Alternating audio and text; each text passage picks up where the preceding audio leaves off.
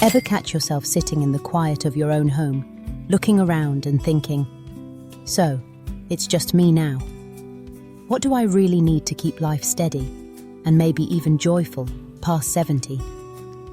I've been around long enough and spent enough time with folks in this stage of life to tell you something real.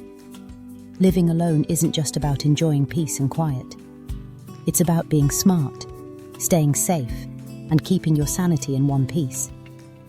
And no, I'm not here to recycle the tired old advice about drink more water or get more rest. You already know that. What we're going to explore runs deeper. The practical tools, the everyday habits, and the quiet mindset shifts that can make living alone after 70 not just manageable, but meaningful. So go ahead, settle into your chair, maybe grab that cup of decaf you've already reheated 3 times today. Because we're diving into the 10 essentials you really need when you're flying solo in your 70s. And one more thing, if something here resonates, don't just nod and move on. Leave a trace. Like, share, subscribe. Not because I'm asking, but because one day you might find yourself circling back here, looking for the next piece of the puzzle. Number 1, a check-in chain that actually works. This is where we have to begin, because it matters more than most people realize. If you're living alone after 70, having someone who expects to hear from you every single day is not just a courtesy, it's a lifeline. I'm not talking about long chats where you hear about your cousin's cat or your neighbor's latest complaint about the HOA. I'm talking about a simple rhythm, a signal, something that tells another human being, still here. Take Lester, for example. He's 75, lives alone in a little cabin outside of town. Technology isn't really his thing, but he's sharp as a tack. He and his daughter made a deal. Every morning by 9 o'clock, he sends her one emoji. That's it. Some days it's a thumbs up, other days a coffee mug. One morning he sent a pancake, and she called immediately just to make sure he wasn't choking on syrup. If she doesn't get a message by 10 o'clock, she calls. If still nothing by 11 o'clock, she drives out. Sounds like overkill. Maybe. But last winter, Lester slipped on his icy driveway at 8 in the morning. He couldn't get up, couldn't reach his phone, and the temperature was dropping fast. That silly little pancake emoji routine ended up saving his life. Here's the lesson. You don't need an army of people hovering over you. You just need 1 or 2 reliable souls who know your patterns and care enough to notice when something feels off. That's your chain. It doesn't have to be long. It just has to hold. And if texting isn't your thing, no problem. Find another signal. Put a sticky note in the window each morning. Switch on your porch light by a certain hour. Post a single word on Facebook. Or give your smart speaker a daily command. The form doesn't matter. What matters is consistency. A clear message. Still here. Don't call in the rescue squad. Number 2, a paper trail for your brain. Now let's be honest. You've probably had that moment where you walk into a room and can't remember why you went there. Multiply that by 4 rooms and a couple of missed pills, and suddenly Tuesday starts looking like a puzzle missing half its pieces. The truth is, the brain doesn't necessarily collapse with age, but it sure does get trickier. Things that used to stick like Velcro now slide away like water off glass. That's why writing things down isn't just helpful, it's essential. Nobody tells you this, but when you live alone, there's no backup. No one standing by to ask, did you already take your meds? Or, why is that electric bill still on the table? My friend Ruth, she's 78, keeps what she proudly calls her everything binder. It's got tabs for what she owes, what she owns, what she eats, and even instructions for what to do if, her words, I suddenly turn into a ghost. She even made a tab labeled, Things I Keep Forgetting I Forgot. That's Ruth for you. But here's the beauty of her system. It's not just for emergencies. It's for peace of mind. If you keep finding 5 jars of pickles in the fridge because you forgot you already bought some, or if you're stressing over whether you paid the phone bill twice, that binder saves you from chasing your tail. The form doesn't matter. Maybe it's a spiral notebook, maybe a wall calendar, maybe voice memos on your phone if your hands get tired. The key is consistency. If you're going to record something, record everything. The big stuff, the small stuff, even the in-between. And if someone teases you about it, remind them of this. You're not forgetful. You're just running a highly advanced filing system the rest of the world hasn't caught up to yet.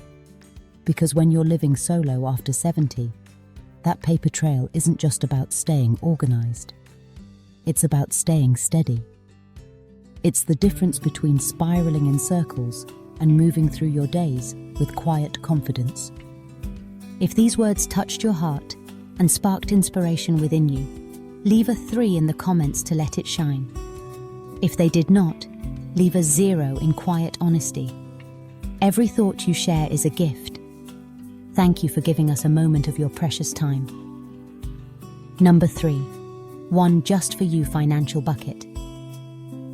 This one is personal for me because I've seen too many older folks, especially those living alone, slip into a mindset where money only exists for emergencies, medical bills, or leaving something behind for the kids. And here's what I want to say. Let's drop that thinking. Yes, be responsible. Pay your bills. Keep the lights on.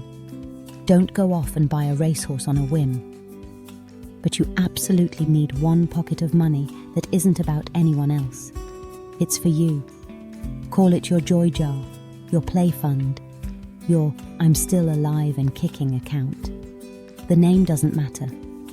What matters is carving out a slice of your resources that exists solely to remind you you're still here, you're still living, and you deserve a little fun. You're not a car running on fumes, coasting to the finish line. You've still got gas in the tank. Take Helen, for example. She's 82, sharp as a whip, and lives modestly. She's thrifty, still clips coupons, but every few months she pulls $100 from what she calls her spite fund. And what is that? It's what I spend just to prove I'm not dead yet, she told me, laughing so hard I worried she'd spill her coffee. She's used it for a bright electric blue wig and front row jazz tickets. Another time it was a cheesecake and a silk robe, both in the same afternoon. That's the point. When you live alone, it's easy to get stuck in maintenance mode. Pay the bills, fix the faucet, refill the prescriptions, repeat. But that's not living, that's treading water. A just for you financial bucket is about claiming your space in the world. It might be a weekend getaway in the mountains, new paint for your art projects, replacing that squeaky recliner, or simply treating yourself to the good ice cream, the real stuff, not the bargain brand that tastes like frozen chalk. It doesn't have to be a fortune, but it does have to be yours. And if the grandkids ever ask why you spent their inheritance on a spa retreat or a trip to the coast, just smile and tell them, because I was alive, and being alive costs money. Number 4, a clarity folder for the what-if moments. Now let's talk about something that makes most people squirm, the what-ifs. What if you faint? What if you land in the hospital and can't speak? What if your neighbour finds you unconscious while your cat sits on your chest, glaring because breakfast is late? It sounds dramatic until it happens. Here's the truth. When you live alone, you're the only one who truly knows the details of your life. Your medications, your allergies, where your insurance card is, who to call, and whether you want machines breathing for you. If something goes wrong and you can't talk, the people helping you are flying blind. That's where the clarity folder comes in. And listen, this isn't about being morbid. It's about protecting your dignity and giving peace of mind to the people who care about you. Think of it as a love letter to your loved ones, to your caregivers, even to your future self. It says, if things go sideways, here's the cheat sheet. My buddy Joe, 79, calls his the "in case I croak" kit. His words, not mine. And yes, he keeps it in a neon yellow folder taped to the inside of his pantry door.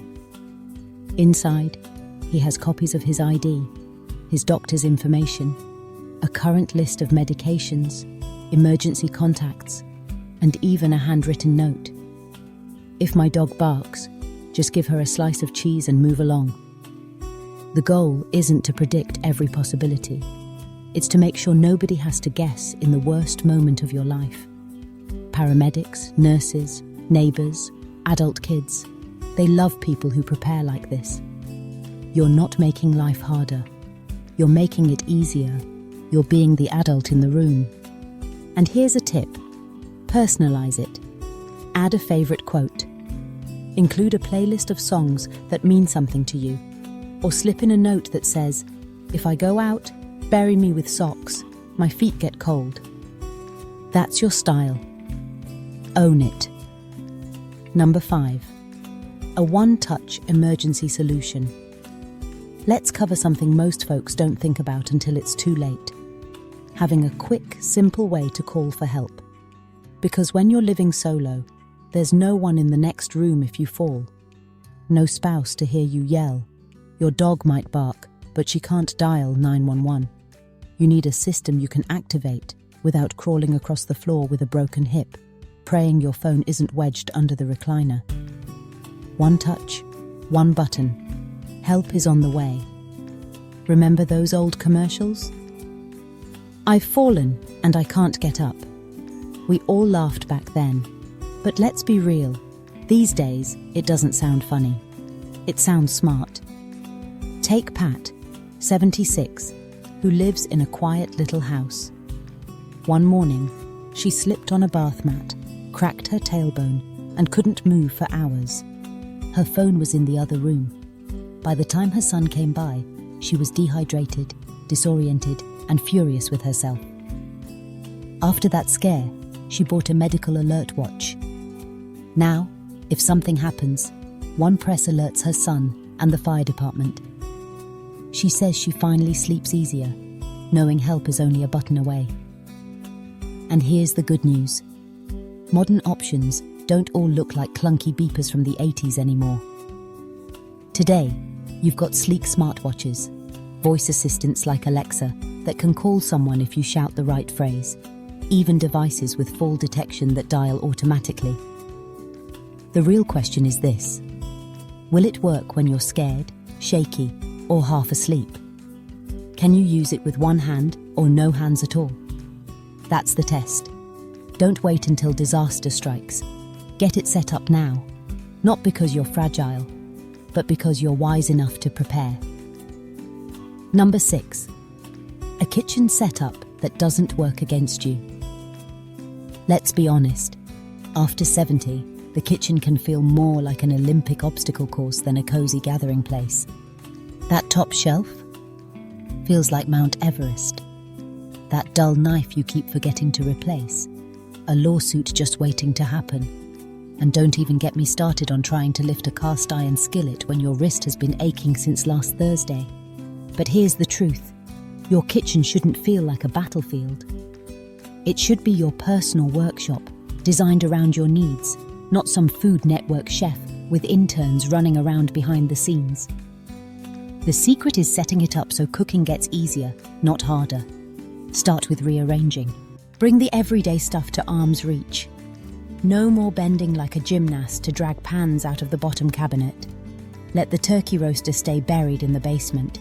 You're not hosting Thanksgiving for 30 anymore. And if you are, God bless you. Next, ditch the gadgets that hurt more than they help. That rusty can opener from 1987 that makes you curse like a sailor, replace it with an electric one. Nobody's handing out medals for toughness in the kitchen. My friend Nancy, 74, turned her space into what she calls her lazy gourmet station. She's got a microwave, an air fryer, a mini rice cooker, and one high-quality non-stick skillet. That's it. She whips up full meals in under 20 minutes. On nights she's too tired, she heats up her pre-frozen batch meals like royalty. She even keeps a bar stool by the counter so she can sit while chopping veggies. And she added motion lights so she doesn't stumble in the dark when she wants late-night tea. See, cooking isn't about proving anything. It's about feeding yourself with ease, comfort, and dignity. You deserve a space that works for you, not against you. And one last note from my buddy Larry. Buy the good olive oil. You're not saving the planet by choking down the cheap stuff. You've lived long enough to enjoy flavor that makes you smile. Don't settle for bland. Number 7, a no BS relationship with your body. Let's not sugarcoat it. After 70, your body starts pulling tricks on you. Things creak, joints complain, and sometimes when you stand up too fast, you need a whole minute to figure out what planet you're on. It's like your body has turned into that passive-aggressive roommate who used to be easygoing but now leaves cryptic notes on the fridge and locks the bathroom door just to mess with you. But here's the deal. Ignoring it or brushing things off doesn't make you stronger. It just gives trouble more time to brew. What you need is a no-nonsense, no BS relationship with your body. No pretending, no bravado. Just honesty about what's working, what's changing, and what's screaming for attention.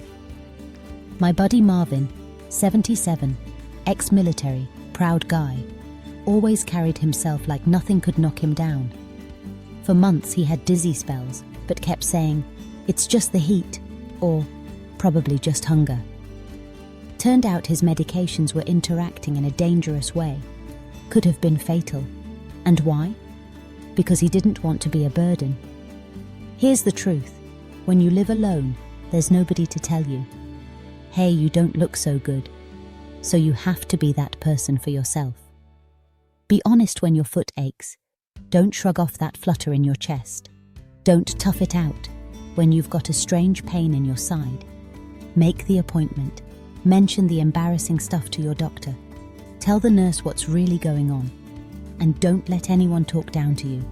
You've lived in your body longer than anyone else. You're the expert here. And one more thing, said with love. Go easy on yourself. Your body's been carrying you for decades. If it's a little beat up, so what? You don't need to be perfect. You just need to be aware, responsive, and kind to the one thing that's been with you since day one. Number 8, a ritual that grounds you when life feels foggy. When you live alone, the days can blur together like that mystery soup sitting in the back of your freezer. You forget what day it is, water the plants twice, and end up watching reruns of shows you just saw yesterday. That's where a ritual comes in. Not just a routine, but a ritual. Something simple, steady, and grounding that tells your brain, I'm here, I'm alive. This day belongs to me. Take Gloria, my neighbor. She's 80, has a voice like honey, and a walker decked out in glitter tape. Every morning, without fail, she starts her day with a cup of coffee and a gospel song on the radio. Same mug, same station, same porch. She doesn't miss it. She says it lines up her soul before the day even has a chance to knock her sideways. Rituals don't have to be spiritual or fancy. Feed the birds at sunrise, light a candle and write one line in a notebook. Sit in your favorite chair, wrap your hands around a warm mug, and do nothing but breathe for 5 solid minutes. You do it not because the world demands it, but because you do. Because it's a small anchor in a big sea. Because when loneliness creeps in, when the fog rolls over your mind, or when the silence gets too loud, that ritual reminds you, this moment is yours. You're still here, and you still choose to show up. Number 9, one hobby that doesn't require anyone else, but still makes you feel connected. Here's the truth. When you're older and living alone, People love to say, just join a group, as if it's that simple. The reality: some days you don't feel like going out. Some days you're just too tired to fake smiles. And sometimes being around people who talk too loud or forget to include you leaves you drained, not energized. That's why you need one solo hobby that still connects you to something bigger. Something that sparks joy, stretches your mind, and taps into that inner part of you that says, yes, this is me. I once met Ellis, 82, widowed, no kids, living alone in a modest apartment. You might think he was isolated, but he wasn't. He had taught himself Morse code. Yep, good old Morse code.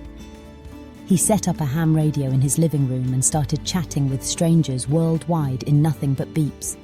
I asked him why. He grinned and said, because nobody interrupts you in Morse code, and you still feel heard. It doesn't have to be quirky. You could paint, knit, or do puzzles while listening to opera. You could dive into your family tree and write little stories for each ancestor. You could journal every day, writing letters to people you miss. You could tend to plants, give them names, and talk to them. No judgment here. The point is, you're engaging. You're alive. You're not just existing. Because connection doesn't always mean company. Sometimes it only takes a good hobby and a bit of intention. And even if the room is empty, you still feel tuned into the wider world. Number 10. The willingness to ask for help before you desperately need it. This one is tough. Maybe the toughest lesson of all. Somewhere along the way, many of us absorbed a lie that asking for help is weakness, that it means you're giving up, that it chips away at your independence. But here's the plain and simple truth. Asking for help early is strength. Waiting until it's a full-blown crisis, that's what actually robs you of control. I know it's not easy. Most of us spent decades being the strong ones, the ones everyone else leaned on, raising kids, running households, building careers. So now reaching out feels awkward. It feels like you're imposing. But here's what I've noticed. The people who truly thrive in their 70s, 80s, even 90s are the ones who ask for help before they need rescuing. They let the neighbor's teenager change the light bulb instead of climbing a shaky ladder themselves. They tell their doctor about that strange ache before it turns into an emergency. They admit when the loneliness feels heavy instead of letting it crush them in silence. There is nothing noble about suffering quietly. And the people who love you, they want to help. They just can't always see through your brave face. You've gotten good at hiding it. So take the braver route. Speak up. Call your niece and ask her to walk you through the phone update. Ask the pharmacist to slow down and explain your new prescription again. Tell a friend, hey, I'd love some company today. Are you free? Asking for help doesn't take away your independence. It protects it. And if you're still standing after everything life has thrown at you, you've more than earned the right to ask for a hand now and then. And here's something subtle but powerful. When you ask for help, you're not only lightening your own load, you're giving someone else the gift of feeling useful. Think about that.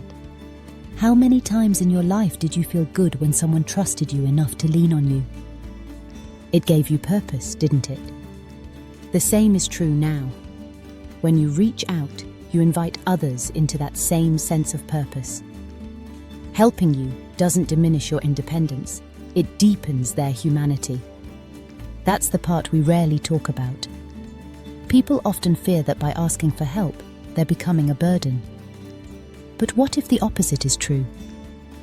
What if you're actually offering someone a chance to connect in a meaningful way? A neighbor who grabs your groceries feels proud they made your day easier.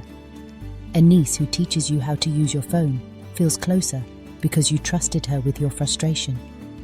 Even a friend who just sits quietly over coffee is grateful for the chance to matter in your life. By letting others help, You're telling them, "You're important to me." Asking for help also builds bridges. Imagine it. Every time you say, "Can you give me a hand?" you're laying down another brick on that bridge. Over time, those bricks form a path strong enough to carry both you and the people who care about you. Without the bridge, isolation builds walls. With it, you're connected. To support, to love, to the reminder that you're never truly alone. Of course, bridges aren't built all at once. They're built brick by brick, small request by small request. Maybe it starts with asking someone to bring in your mail. Then it's asking your doctor to re-explain a diagnosis. Later, it might be reaching out just to say, "I'd like some company today." Each action strengthens the bridge. Each moment adds stability. And the stronger it gets, the less weight you have to carry alone. So don't underestimate what happens when you speak up. You're not taking something away. You're creating something new. You're creating space for connection, for dignity, for the shared joy of being needed. Asking for help is not just survival. It's participation. It's choosing to build bridges instead of walls. And in the end, those bridges stand as proof. Proof that independence doesn't mean isolation. Proof that courage often looks like reaching out. Proof that the simple act of asking for help is, itself, an act of strength. Because life isn't just about surviving another day. It's about noticing the threads that tie us to each other, the bridges we build instead of the gaps we let widen. Every small gesture, every request for help, every ritual we create, these are not weaknesses. They are markers of strength. They are reminders that we are still here, still shaping our days with intention, still daring to belong to the world. Perhaps the greatest lesson is this: independence and connection are not opposites. They are partners in the same dance. They teach us that even in solitude, we can remain deeply alive, deeply human. So if you find yourself hesitating, remember, a single word, a single action can be enough to spark meaning. And if these words stirred something in you, let them ripple outward. Share them with someone who might need the reminder. Leave a trace, like footprints for others to follow. And if you want to keep walking further down this path with me, step closer, subscribe, stay, and let's keep uncovering what it really means to live fully. The journey doesn't end here. In fact, it might just be beginning.